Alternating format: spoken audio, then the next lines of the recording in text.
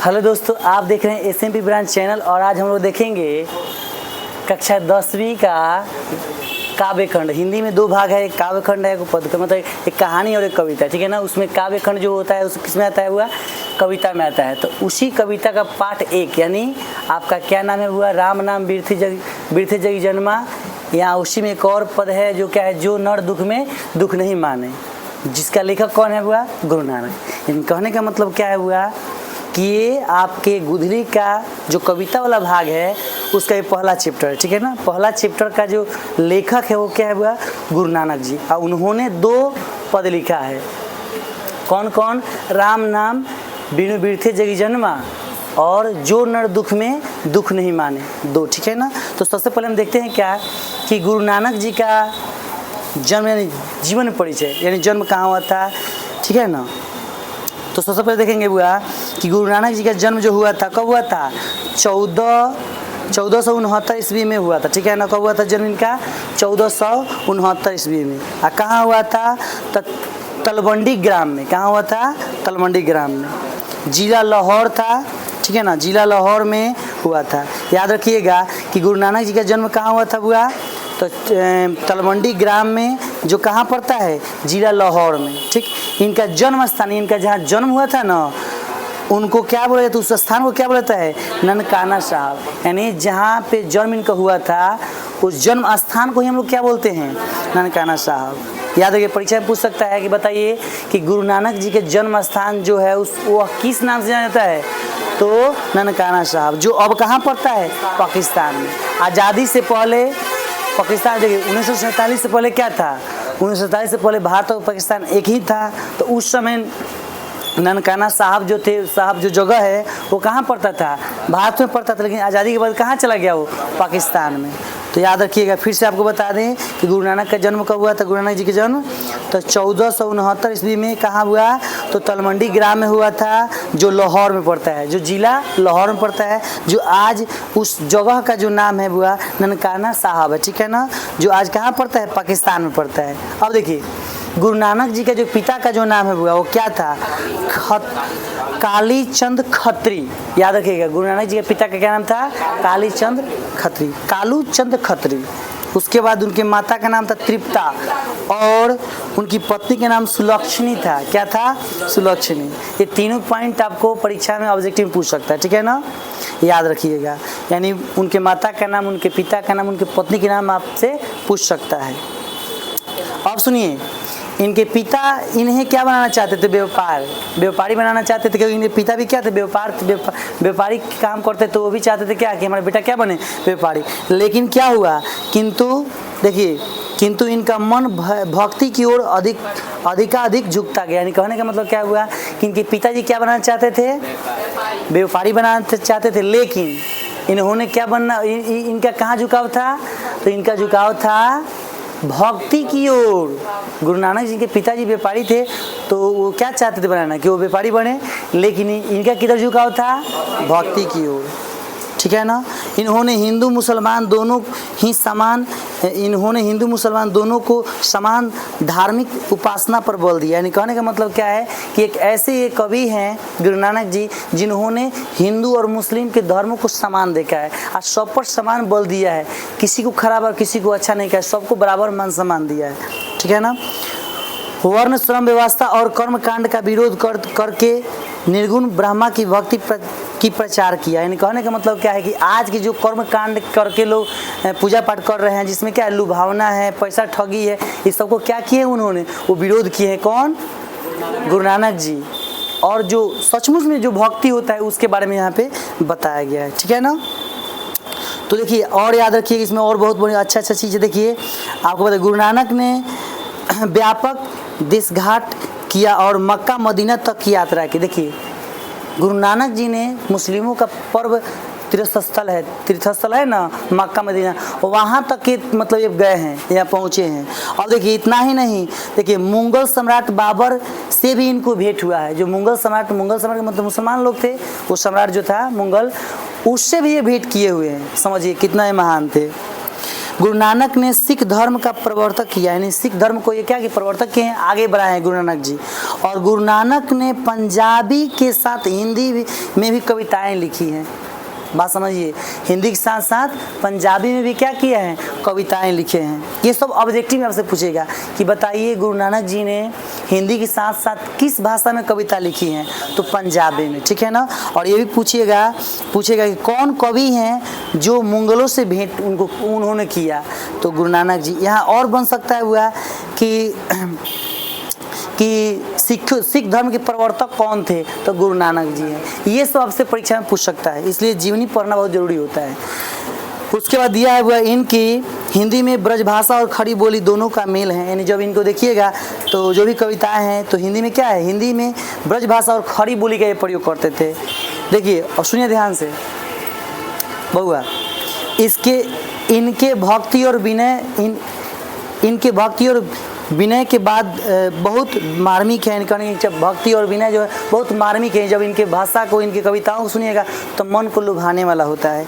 इनके दोहे में जीवन की अनुभव उसी प्रकार गूंथे हैं जैसे कबीर की रचनाओं में, लेकिन उन्होंने उल्टी वासी शैली नहीं अपनाई। यानी कहने का मतलब क्या, देखिए जो कबीर के दोहे हैं, उसमें क्या होता है हुआ, कबीर के दोहा में कबीर क्या करते हैं कि अपने बानी के उल्टा तौर पर लोगों को समझाते हैं। ये सीधे भाषा में, जैसे कबीर का बानी, जैसे मान लो कि नहीं होता है कि कबीर दास की उल्टी बानी, अब बरसे चादर भीजे पानी। यहाँ देखो, अगर कोई सोचेगा कि कभी चादर बरस सकता है, भीज सकता है पानी, लेकिन कहने का मतलब उल्टा है, मतलब कोई अगर गलत काम करता है उसके संदर्भ में बोले हुए हैं।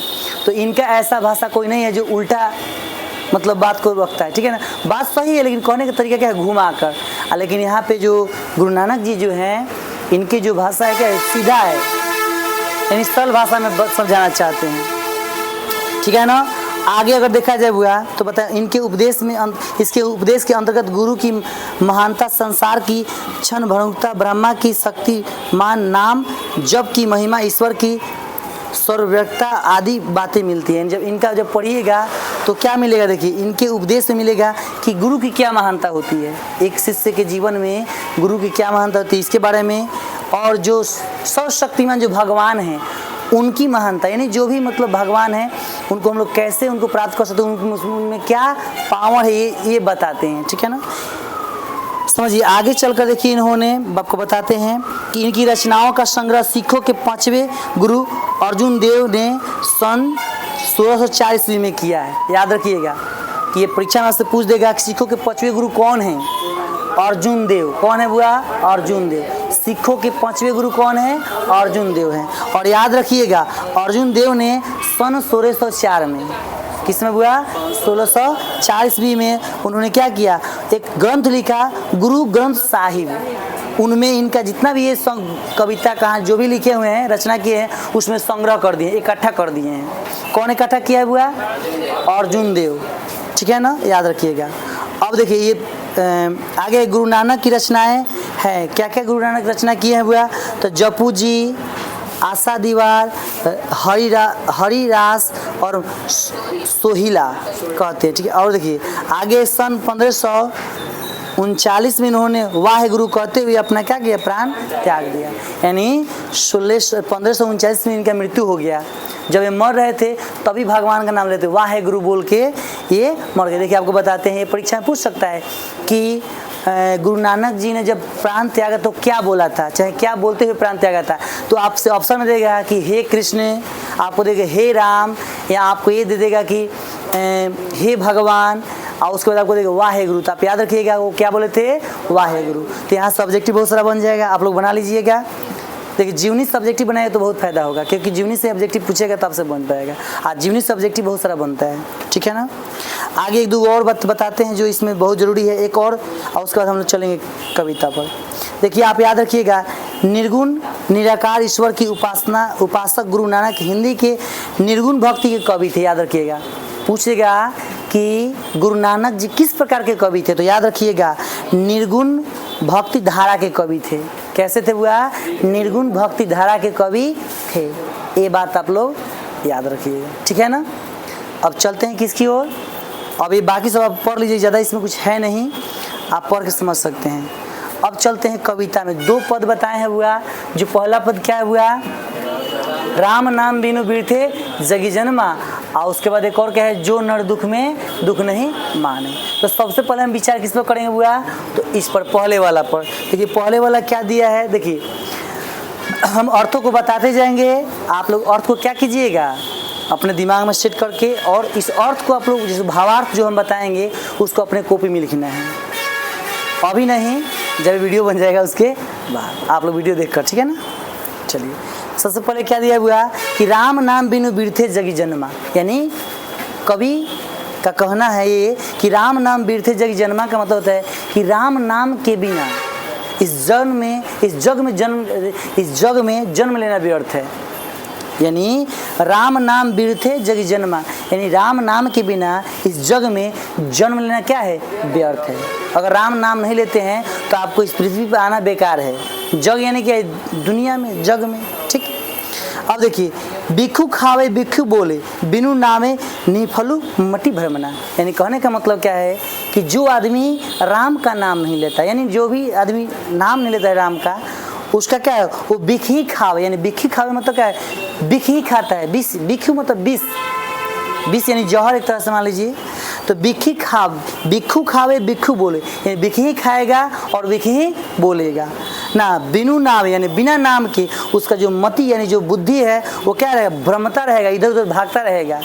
दोनों लाइन से आप क्या सीखे हुआ कि राम नाम बिन बिरथे जगी जन्मा, यानी राम नाम के बिना इस धरती पर, इस जमाना में, इस जो जग है इसमें जन्म लेना क्या है, व्यर्थ है, ठीक है ना। जो आदमी राम का नाम नहीं लेता है उसका क्या होता है, मतलब वो बिखी बोलता है, बिखी खाता है, यानी बिखी खाता है, बिखी बोलता है, और उसको जो मति होता है ना हमेशा क्या होता है, भ्रमित रहता है। किसका, जो राम का नाम नहीं लेता है, यानी जो भगवान का नाम नहीं लेता है, ठीक है। दोनों बात समझ पाया, सब समझ लो।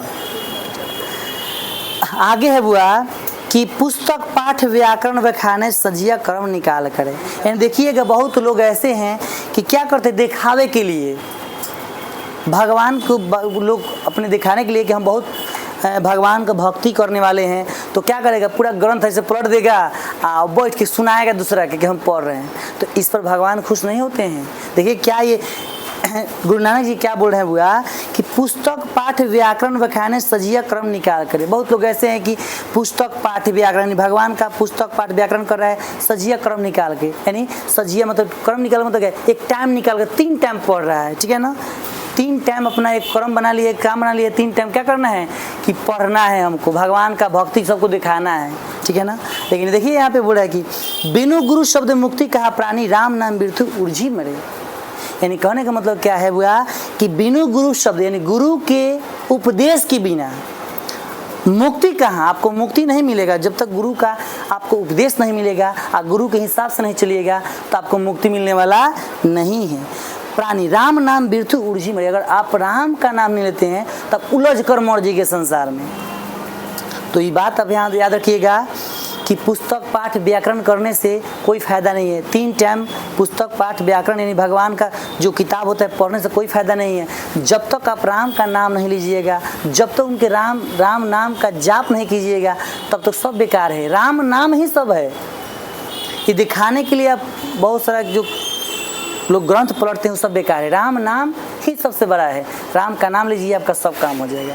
वही है, कौन बोल रहे हैं, गुरु नानक बोल रहे हैं। आगे है हुआ दंड कमंडल सिख सूत धोती तीर्थ गमनु अति भ्रमणु करे, यानी कहने का मतलब क्या है, देखिएगा आप लोग तो बहुत लोग ऐसे बाबा लोग हैं कि दंड कमंडल, डंडा लेकर हाथ में, कमंडल लेकर हाथ में, सिख यानी जो टिक्की होता है उसको सिख बोला जाता है, ठीक है ना। सूत धोती यानी धोती और सूत जो ये जिनेव जो पहनता है लोग वो सब धारण करके गमनु अति भ्रमण करे, यानी जहाँ तहीं क्या करता है सब घूमता चलता है सब।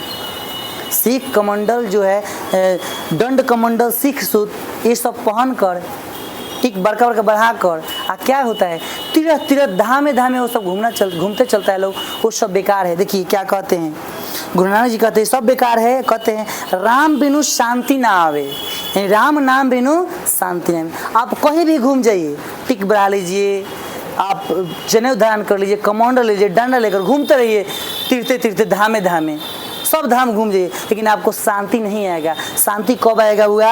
राम नाम जब आप जपिएगा तब जाकर आपको शांति आएगा। तो वही बोल रहा है हुआ कि राम नाम बिनु शांति ना आवे, जपी हरि हरि नाम सुख परि पावे। यानी कहने का मतलब क्या है, अगर आप चाहते हैं कि इस भव सागर से पार हो जाएं तो आपको क्या करना होगा? राम नाम की जाप करना होगा, तब जाकर आप इस संसार से मुक्ति आप पा सकते हैं। आगे है, जटा मुकुट तन भस्म लगाई, वसन छोड़ तन नगन भया। देखिएगा बहुत से बाबा लोग हैं जो जटा को क्या मुकुट बना लेते हैं। देखिए जटा मुकुट तन भस्म लगाई, यानी जटा को क्या करते हैं? मुकुट बना लेते हैं। देखिए बांध लेते हैं सब, अब बांध कर इतना बड़ा बड़ा एकदम लगता है कि मुकुट पहना हुआ है ऊपर से, वैसे नहीं जटा मुकुट तन भस्म लगा कर, भस्म मतलब क्या है? देखिए पूरा एकदम राख उखलाया रहता है आदमी ना बाबा लोग। तो देखिए बहुत ऐसे बाबा है कि जटा का मुकुट बना लेते हैं और तन में पूरा भस्म जो राख होता है वो सब पूरा भस्म लगा के ना, अब वसन छोड़ तन नगन भैया, यानी कपड़ा त्याग कर नंगा लोग घूमता है। ऐसा देखा है सब? अघोरी बाबा लोग नहीं देखा है सब? तुम लोग ऐसा ही ना करते हैं कि क्या करता है, जटा का मुकुट बना लेता है सब, उसके बाद क्या करेगा? पूरा देह में भस्म लगा लेगा और कपड़ा त्याग कर ऐसा ही बिना कपड़ा के इधर उधर घूमता चलता है सब। तो वही यहाँ पे बोले हैं कि जटा मुकुट तन भस्म लगाई, वसन छोड़ तन नगन भया, जेते जिया जल थल महियल, जत्र तत्तु सर्व जिया। यानी सब कुछ कर लिए आप, जहाँ जी रहे हैं आप, जल में जी रहे हैं, स्थल पर जी रहे हैं, कहीं आप जी रहे हैं ना, तू सर्व जिया, यानी सदर जी लिया। लेकिन गुरु प्रसादी राखिले जन, जो गुरु प्रसादी राखिले जन को हरस नामक झोली पिया। यानी कहने का मतलब क्या है कि जब तक आप गुरु शब्द का प्रसादी नहीं लीजिएगा, तब तक, जब तक हरस का प्रसादी नहीं ली तब तक इस संसार से मुक्ति नहीं मिलने वाला। ये सब क्या है? दिखावा है। क्या दिखावा है भाई? जब भस्म लगाकर मुकुट लगाकर सब चलते हैं, सब दिखावा है। आपको क्या करना होता है कि गुरु शब्द को प्रसादी मान लीजिए और झोली में रखिए उसको, और उसको आप सेवन कीजिए। ऐसा पहला में बताया गया, ठीक है ना? तो पहला जो ये पद है वो कंप्लीट हुआ। अब दूसरा पर विचार करते हैं, ठीक है? बताया गया है दूसरा बात देखिए, इसमें दूसरा क्या हुआ कि जो नर दुख में दुख नहीं माने। जो नर है, नर यहाँ नर के मतलब केवल पुरुष का बात यहाँ नहीं है, जो भी मनुष्य है उसके बारे में चर्चा है। बिना ध्यान दो, देखिए यहाँ पे जो नर दुख में दुख नहीं माने, यहाँ पे नर का शब्द का देखिए, जो नर यहाँ पे क्या है? मनुष्य के बारे में बताया गया है। अब नर का मतलब पुरुष ही केवल मत समझ लेना, पूरा आ गया, ठीक है ना? दुख में दुख नहीं माने, जो आदमी दुख में दुख नहीं मानता है उसके लिए क्या बोले हैं कवि? देखिए गुरु नानक जी कह रहे हैं, जो नर दुख में दुख नहीं माने, सुख सने और भय नहीं जाके, कंचन माटी जाने। यानी कहने का मतलब क्या हुआ कि जो नर दुख को दुख नहीं मानता है, ठीक है ना? जो नर दुख को दुख नहीं मानता है, सुख स्नेह, यानी सुख क्या होता है और स्नेह क्या होता है उसको वो नहीं जानता है। कंचन यानी सोना को भी क्या समझता है? माटी जानता है। ना ही निंदा ना ही अस्तुति जाके, यानी उसको नहीं निंदा कोई परेशान कर सकता है, ना कोई उसको बड़ाई कर रहा है, उससे उसको कोई मतलब है। फिर से सुख स्नेह और भय नहीं जाके, यानी सुख भी उसको दिक्कत नहीं दे रहा है और भय भी उसको दिक्कत नहीं दे रहा है। क्या माटी को क्या समझ, सोना को क्या समझता है? माटी। और निंदा नहीं अस्तुति जाके, यानी कहने का मतलब क्या है? नहीं निंदा उसको कुछ कर सकता है। निंदा मतलब क्या होता है? कोई आपको बुराई कर रहा है तो आपको निंदा कर रहा है तो उससे भी उसको उस आदमी को परेशानी नहीं है। या कोई अस्तुति कर रहा है यानी कोई उसको बड़ाई कर रहा है तो उसको भी उससे कोई मतलब नहीं है। कोई उसको निंदा करे या उसका बड़ाई करे उससे कोई उसको मतलब नहीं है। लोभ मोह अभिमान, यानी लोभ मोह में इसका कोई मतलब नहीं है। लोभ को नहीं मानता है, इसका किसी प्रकार का अभिमान नहीं है। अब देखिए हर्ष सोते रहे निराशा, हर्ष सोते रहे निराशा, यानी हर्ष यानी खुशी में और शोक में भी उसको कोई दिक्कत नहीं है। हर्ष शोक उसके आसपास कुछ नहीं आ रहा है। आदमी होता है ना कि कोई अगर खुशी अगर कुछ हो जाता है तो लोग लगता है पूरा एकदम डांस करने के, ओ खूब हम खुश हो गए। कोई मतलब ऐसा पल आ जाता है तो लोग खुशी के मारे एकदम कूदने लगते हैं। या कोई दुख आ जाता है तो लोग लगता है रोने। लेकिन यहाँ कह रहे हैं कि जो व्यक्ति को हर्ष से कोई हर्ष भी नहीं उसको कुछ कर रहा है, शोक भी कुछ कर नहीं रहा है, नहीं मान अपमान, यानी उसको मान से भी मतलब नहीं है, अपमान से भी मतलब नहीं है, ठीक है ना। आशा मानसा सकल त्यागी, यानी किससे आशा नहीं रखे हैं, किसी से मानसा नहीं रखे। नहीं होता है कि मैं आशा रखा हूँ कि यहाँ से हमको ये मिल जाएगा, वो आशा भी नहीं करते हैं और उनका किसी चीज़ के लिए मानसा भी नहीं है।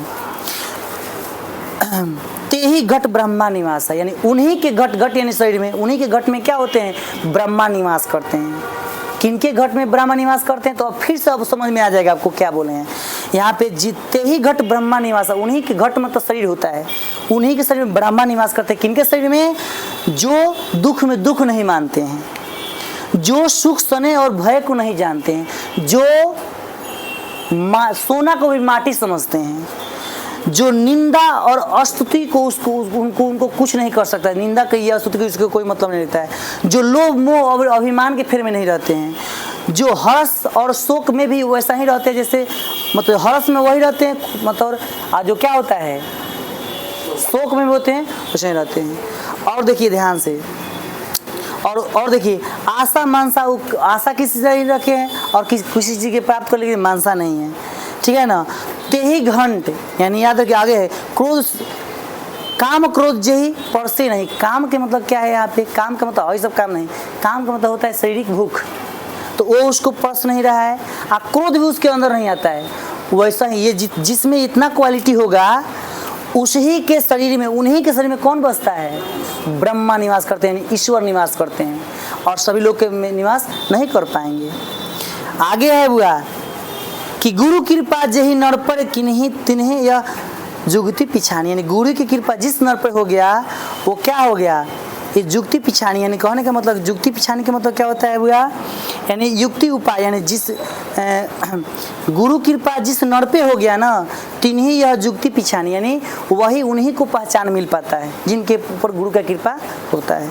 आगे है बुआ, नानक लीन भयो गोविंद सो जो पानी संग पानी, यानी नानक कहते हैं कि नानक इतना लीन है अपने गोविंद यानी भगवान के प्रति कि जैसे पानी और पानी मिल जाता है ना, पानी को कोई अलग कर सकता है पानी से, एक गिलास से एक पानी ले लिए, एक गिलास से दोनों पानी को मिला दिए तो आप उसको अलग कर पाइएगा और उसको पहचान पाइएगा कि कौन पानी कहाँ का है, नहीं पहचान पाइएगा। तो कहने का मतलब क्या है बुआ, जैसे पानी से पानी मिलकर, जैसे आदमी एक पानी से पानी मिलने के बाद कोई अलग नहीं कर सकता, वैसे ही गुरु नानक जी गोविंद से वैसे ही मिल गए हैं जैसे पानी से पानी मिलता है। तो इसी प्रकार क्या होता है, ये दोनों कविता का अर्थ खत्म होता है, जीवनी भी खत्म होता है, और इसका भावार्थ आप लोग लिख लीजिएगा। Thank you, have a nice day. अगले कविता के लिए इंतजार कीजिए, ऐसा ही बनते रहेगा और आप लोग पढ़ते रहिएगा।